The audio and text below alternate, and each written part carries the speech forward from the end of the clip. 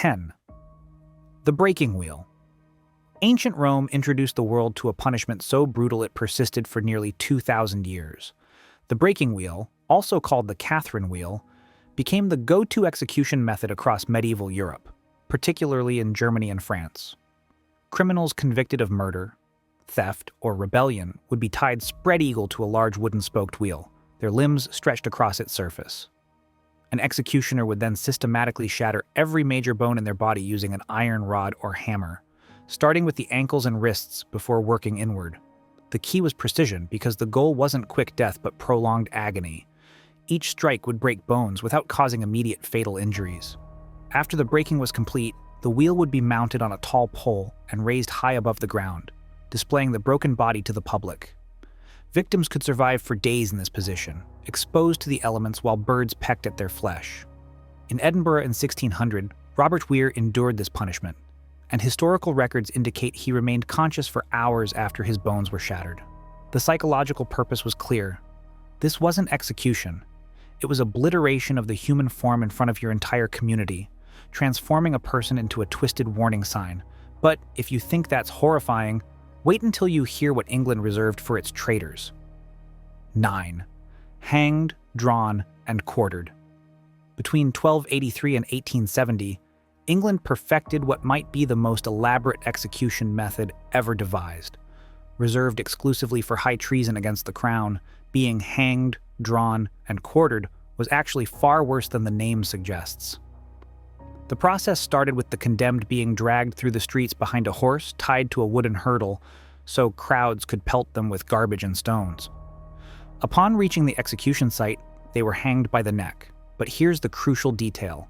They were cut down before death occurred. While still conscious and gasping for air, the executioner would slice open their abdomen and slowly remove their intestines and internal organs, burning each piece in front of their eyes. Only after this unimaginable torment would the body finally be beheaded and cut into 4 quarters, which were then displayed at various locations across the kingdom. William Wallace, the Scottish rebel, suffered this fate in 1305. Guy Fawkes, famous for the gunpowder plot, was sentenced to this in 1606, but he managed to jump from the gallows and break his neck, dying before the worst parts could begin. His co-conspirators weren't so lucky. The last person to endure this was David Tyree in 1782, a French spy who was hanged for 23 minutes before being cut down and butchered. Historical accounts mention that some victims remained conscious long enough to speak after their hearts were removed. England's brutality was matched only by what was happening halfway across the world in China. 8. Lingchi, death by 1,000 cuts. From the Tang dynasty through the Qing dynasty, China employed a punishment so methodical it required genuine skill to perform.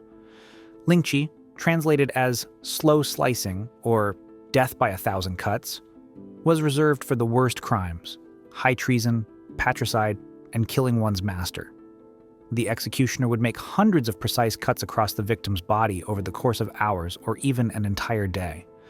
The art was in keeping the person alive and conscious for as long as possible, removing flesh and body parts in a specific order designed to maximize suffering time. During the Ming dynasty, a general named Yuan Chonghuan was subjected to this punishment, and historical records indicate the process took half a day, with locals so enraged they reportedly collected his body parts afterward. The method was part of China's 5 punishments system that evolved over centuries. By 1904, Emperor Guangxu abolished caning, and in 1905, Lingchi was finally outlawed as China modernized its legal system. Executioners who performed this punishment trained extensively because the goal was to demonstrate the state's absolute power through technical precision. Each cut was deliberate, calculated, and designed to extend consciousness as long as humanly possible. Ancient Greece had a different approach, one that involved heat and bronze. 7.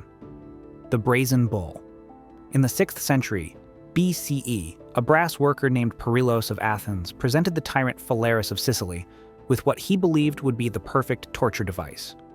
The Brazen Bull was a hollow bronze statue of a bull with a door in its side. Victims would be locked inside, and a fire would be lit underneath. As the bronze heated, it would slowly roast the person alive, conducting heat evenly across their entire body. But Perrios added a special feature that made this device truly diabolical. He installed a system of pipes and tubes inside the bull's head that would convert the victim's screams into sounds, resembling the bellowing of an actual bull. Phalaris was so impressed he decided to test it immediately.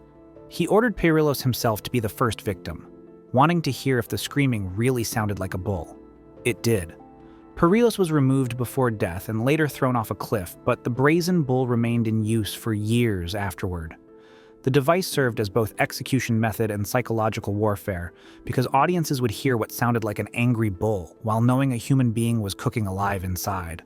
The bronze would heat slowly enough that death could take over an hour, with the victim's flesh literally roasting against the metal walls. Persia, however, took prolonged suffering to an entirely different level. 6. Scaphism. The Persian boats. Ancient Persia developed a punishment so horrifying it seems almost impossible to believe, yet multiple historical sources confirm its use. Scaphism was reserved for murderers, and particularly heinous criminals. The victim would be placed inside a boat or hollowed-out tree trunk with their head, arms, and legs extending through holes into the water. They would then be force-fed massive quantities of milk and honey until their stomach visibly distended and the mixture would be smeared all over their exposed body.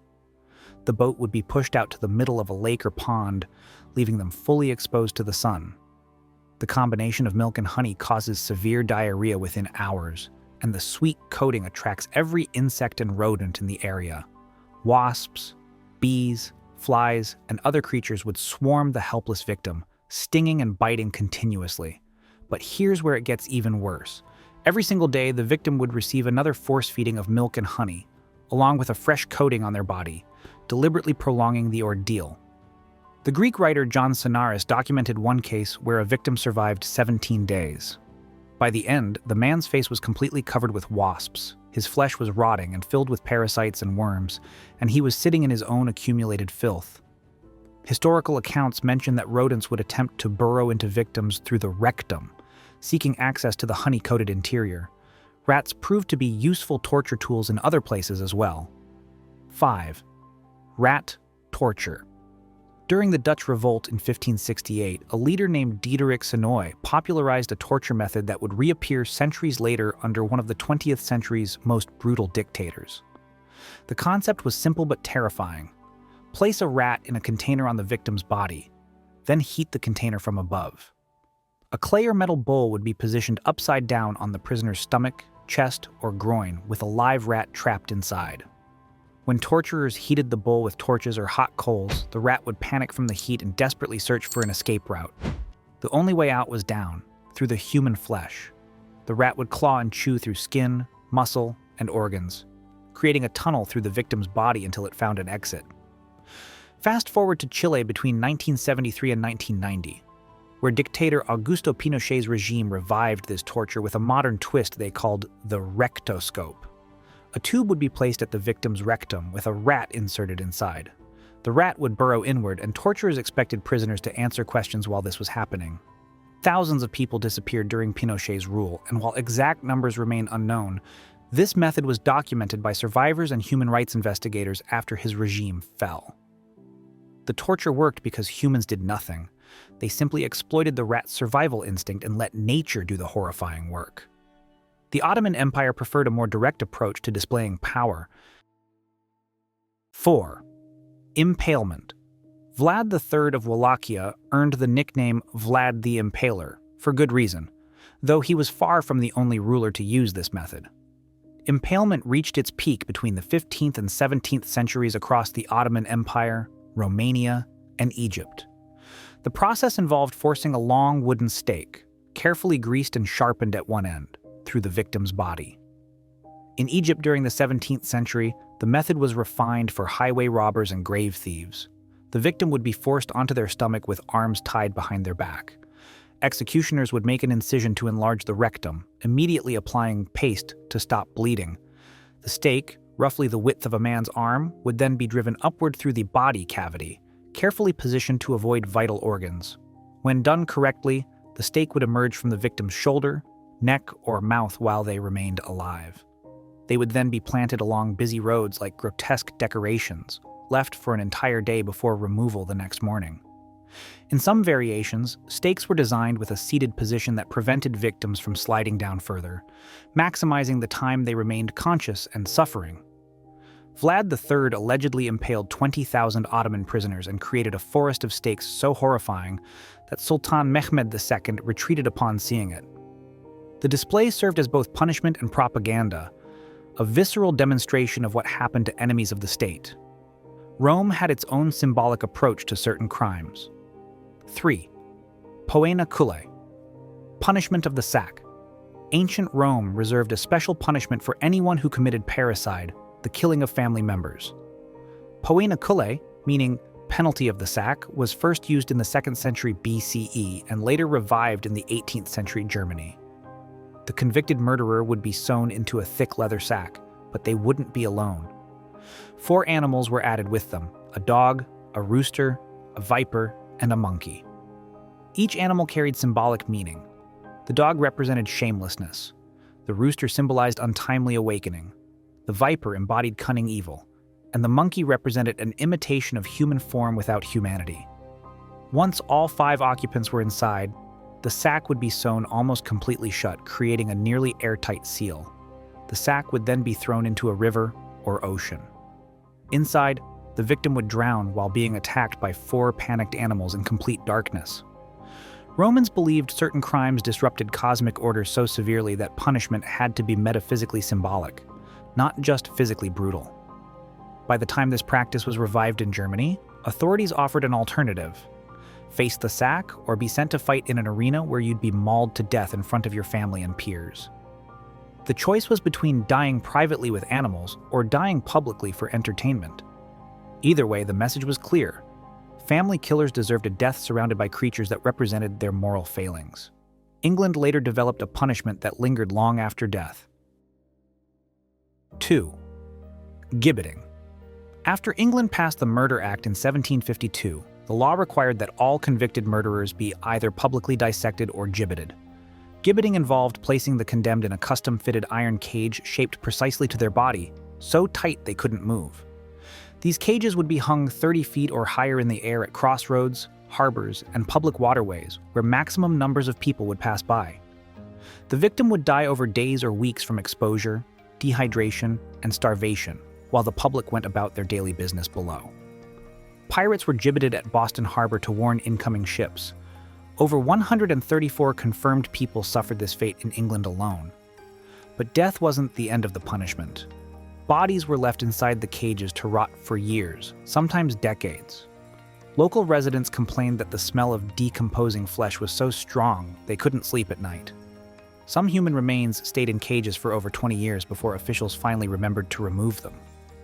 When National Geographic published a photograph from Afghanistan in 1921 showing a gibbet still in use, it proved this practice continued into the 20th century.